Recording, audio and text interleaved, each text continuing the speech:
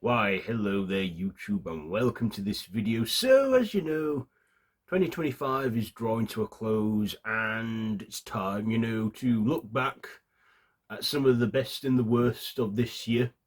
This one, we're going over the worst movies of 2025. The best movies, we'll get to that. But yeah, let's just get the worst ones out of the way first. So, I've got 10 films that I consider the worst this year. So it's all my personal opinion. If you have your own, do let me know. So, coming in at number 10, we have Captain America Brave New World. So, Marvel have had their ups and downs over the past couple of years, not been able to quite top Endgame, but also they, are giving us some good ones, which again we'll get to. But yeah, when it came to the movies, it started off on a bit of a dud. This is technically just a Bruce Bannerless Hulk sequel to the 2008 film. I mean, Anthony Mackie was great as as Sam Wilson, the latest Captain America, and I can accept that because Steve Rogers personally handed him the shield, and Harrison Ford now playing, Everett Ross after the passing of William Hurt. And we see him become Red Hulk. Now, they definitely used the Red Hulk for the marketing. And also, let's face it, we all wanted to see Green Hulk versus Red Hulk. And we got the leader in this, again, like the leader for proper this time. We get a cameo from Liv Tyler as Betty Ross. But yeah, why Disney Marvel are so hesitant to make a solo Hulk movie, I don't know, but this probably would have worked for it. But yeah, it just wasn't the best start to the year. It had its good moments, but yeah, this is a bad, well, it's in my top 10, but it's very, very low on this list. It was watchable. So, yeah. Number 9 is the live-action remake of How to Train Your Dragon. Now, I've seen the original 3, and good animation. But this one, basically, it's... Come on, DreamWorks, don't start doing what Disney do, where you get some of your good animated works and redo them into live-action. I didn't find this necessary. Gerard Butler reprising his role as, in live action, the visual effects on the dragons more or less being the same, just not 2D 3D animated, computer animated, just CGI. Yeah, I mean, I enjoyed it, but and had good visuals, but the story wasn't that really changed much, to be honest. Number 8, Lilo and Stitch. Yeah, I'm really crapping over the live action remakes because they're not necessary. This one, 2002's Lilo and Stitch, a good animated movie, but they made some changes in there which I didn't like, such as, Jumba been a bit more antagonistic and not settling on Hawaii with the gang like in the original movie. No Captain Gantu.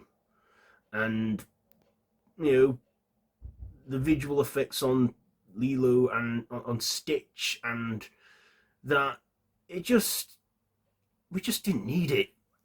If you want to watch Lilo and Stitch, just watch the 2002 original. Okay, it's just this one. Disney, come on. I know you're probably short on ideas. I would be if I'd been around as long as you have, but come on. Remake some of your crappy classics if you want to improve on something. And we've got another one coming a bit later on in this list, so I think we know what it'll be. Number 7 is Tron Ares. So, the first film was a huge flop, but has gone on to be a cult hit.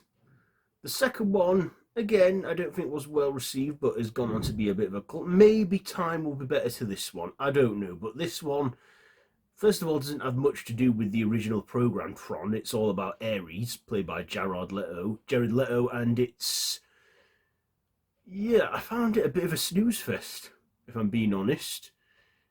Disney again trying to, scratching the bottom of the barrel. Yeah, will we get a fourth one?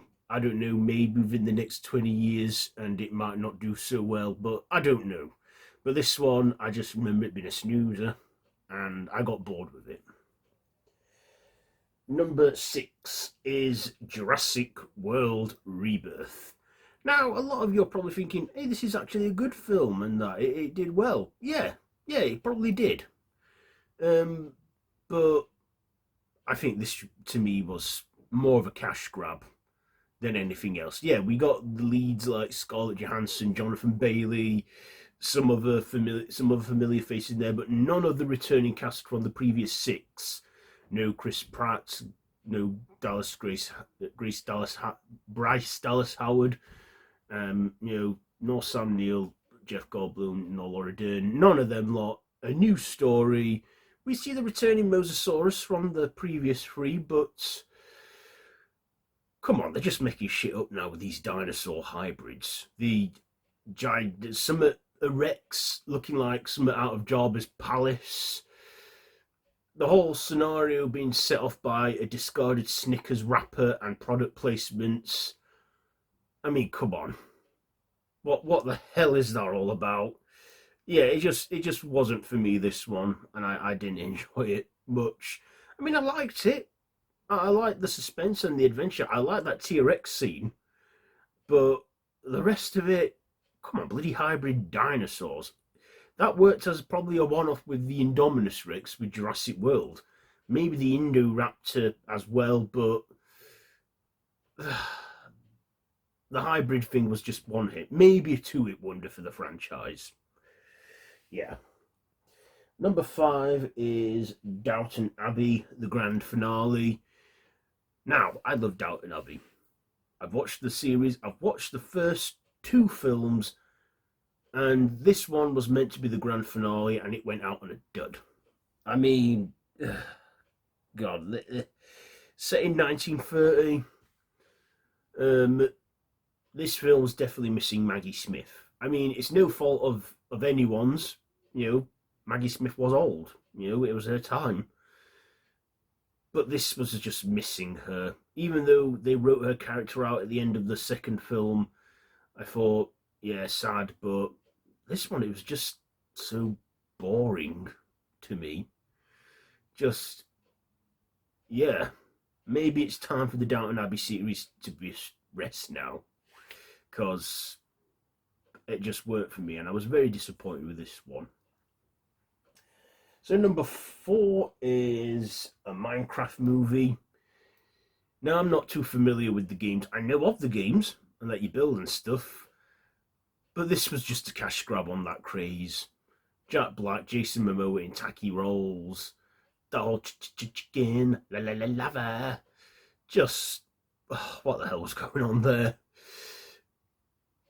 It just was. I just feel it was made for maybe fan service, but like I say, I'm not a fan of the games. I just saw it anyway. So at number 2 is, number 3, sorry, is Flight Risk. Mark Wahlberg and a bold top on him promoting this movie where he's a hitman disguised as a pilot, transferring a witness to another place with Michelle Doherty again, who was in Downton Abbey grand finale. This came out in January of this year, and you know what they say about January. It's a dumping ground for some films which they don't think are going to work. This was directed by On and Off Again Mel Gibson. It had suspense, it had some thrills, but had a static setting where most of it's on a plane. But yeah, just they took a risk and it backfired. So number 2 is War of the Worlds from Amazon from this year. Retold from a different perspective. The alien invasion is still going on, but it's all through face screen time, face calls, Ice Cube leading it. Just ramming product placement after another down our necks.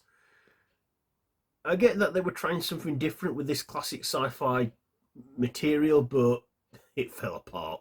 It just was not that good, was it? Okay, so number one, of course, I mentioned earlier, there's another Disney movie in here that's a live action remake. You know what it is. Snow White. Snow White, Disney basically sent this movie out to die.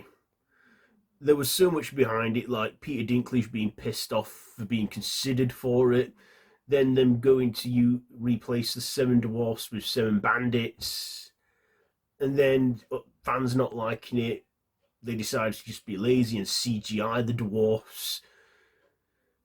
Well, and Rachel Zegler slagging it off the original, and Gal Gadot's not so good casting.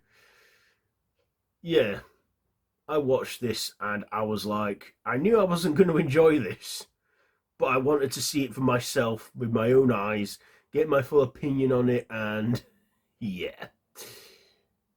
Disney, please stop remaking your classics that aren't broken. This one, and maybe, Rachel Zegler not been actually Snow White, being named after the storm she was born into. Maybe it can work with an actor of colour, but I just don't think she was the best choice for it. But I get that they're all trying to be diverse and stuff, but the 1937 original, it's a classic, it's not broken, so don't fix it. So there you go, there are my top 10 worst movies of 2025. How would you rank these films? Do you have a top 10 of your own? What were the worst films you've seen this year? Let me know what you think down below in the comments. If you like this video, be sure to give it a big thumbs up, share with your friends, and feel free to subscribe to the channel if you haven't already, and to hit that notification bell. If you want to see my top 10 worst horror movies of this year, well, you can check that out on my horror channel, Random Horror, which I'll leave a link down in the description or in the cards above. So yeah, I have yet to do my top 10 best movies and best TV shows of this year, so keep an eye out for that. So yeah, until next time, I bid you all a goodbye.